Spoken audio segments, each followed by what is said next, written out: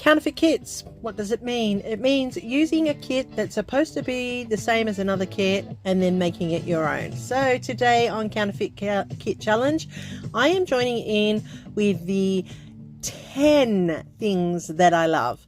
And I've chosen to talk about me as an educator. So I'm using these wonderful papers here from Kaiser Craft, and they were in my kit. And I'm going to go more with the creams and the greens and bring that together for this photo. I have taken a photo on my return to work this year, and I thought this would be perfect for this layout. So what I've done is I've cut out my 1-inch frame, as you know I like to do, and then I am just going to use the whole sheet here as my background.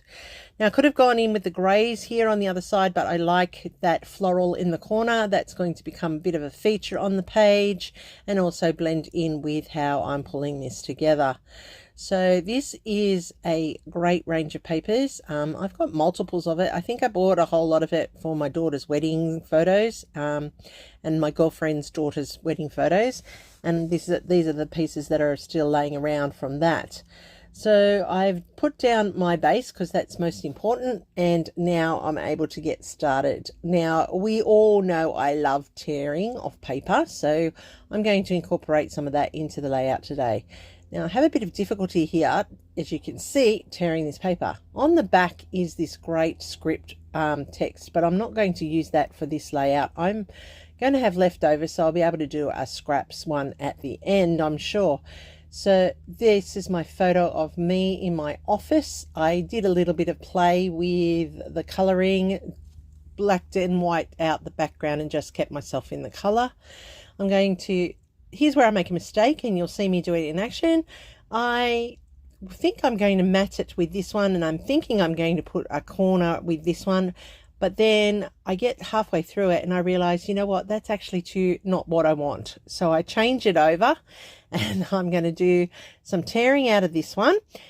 And I actually end up matting my photo on this one as well, because it's a bit more contrasty to the background. So I've gone with a different choice. That happens often. I could have layered up another layer underneath, but I decided not to. I wanted to keep it pretty simple and clean for this layout, because there is going to be so many pieces of writing or journaling or strips of writing that I needed not to overwhelm the layout. So I'm just preparing to put down this strip. Now, as you can see, that one there is way smaller than the full length that I need, but that's okay because my florals that I'm going to cut out will cover that up and make sure that that balances out nicely. I'm just measuring it up where it's going to be so I know where to cut, because I do not want to have a big gap between the torn papers. So I'm marking that out. I'm going to cut it off, and now I can spread it out. All right. I've gone off screen and I fussy cut those roses out of that paper that you saw with the roses on it. And now I'm just going to layer them up into the space where I want them to be. Down the bottom, you'll see at the bottom right hand, just where my hand is, there is a rose tucked into the torn pieces of paper there.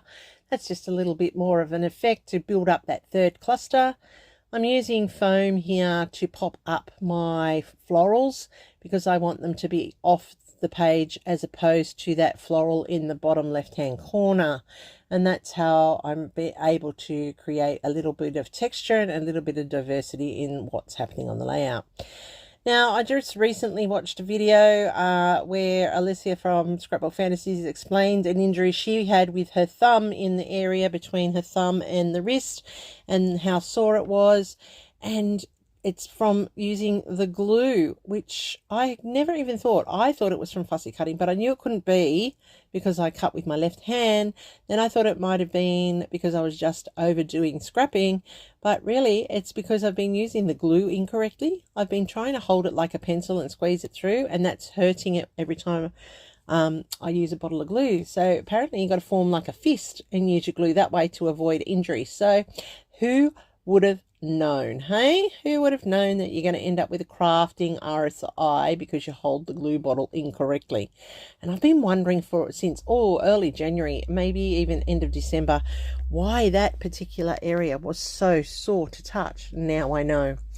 All right, so I have placed down my flowers. They are popped up with foam. I just wanted them to be a bit solid on this layout. And now I'm getting to my journaling strips here, and this is very key to how this layout turns out and works all together. And I really do write the 10 different reasons about my job, or the things I like most about my job, working from 10 down to 1, 10 being my least favorite, of course, and 1 being what I like most about my job. And I can tell you, these aren't all of the reasons. They're just ones that came to my head when I was sitting down to write the journaling. So number 10 starts off with the day-to-day of the office work is a little boring at times. But having said that, I do enjoy being in the office and being able to be part of the decision making and so forth. Number 9, I became a teacher to be able to be a mum at the same time. So that's so true. It allowed me to be a full-time mum. I could have holidays with my children. They actually came to school with me as they went to school, so I was able to be a full-time worker as well as be a mum, because my husband, with his illness and things, could not work, so I had to, and that worked out nicely for me. Number 8 is I love working with kids in the classroom. I really do. I think it's the best buzz you ever get. To see children learn is phenomenal. To watch that little light bulb moment just makes it all worth it. School is a major part of what makes me me. So I like, as I said, being a teacher. Have been doing it for over 30 years. Just a very, very significant part of who I am. Number 5, I love the challenge of learning. So I do like learning and passing on what I learn. That's really important. We are not knowledge keepers, we are knowledge gainers, and it's our job to pass it on and make sure others gather it. Number 4 is I struggled as a reader in school, and now I can help others be stronger readers. Because I struggled as a reader, because I had issues that I was unaware of until a teacher pointed it out, I now know how to help children become readers. Children who are non-readers, children who are strugglers, I can help them become readers because I have been in their shoes and I know the frustrations level. So I really do like that part of my job. Number 3, I strive to be a learner every day. So every day I try and learn something new, and that is so true in every aspect of my life, but in particular with my work. I really do. As an educator, it is vital that I keep learning and I keep instilling that in my children. Teaching is a rewarding career that you never truly know the impact you have until you see it years later. And that is so true. On the day-to-day basis, you think you're not achieving anything, and then a student comes back and sees you in their life, and you know you've done good because they are succeeding, they are doing well, and I love it. I see children that I taught when I very first started teaching. I see their families.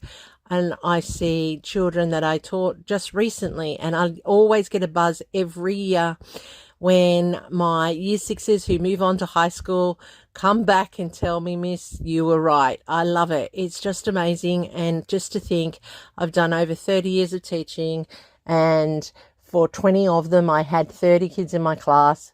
I impacted every single person in some way. And like I said, with teaching, you never ever truly know. And then number 1, I'm a student who never left school, and now I help to run a school. And that is so true. I run a school with my boss and my fellow colleagues.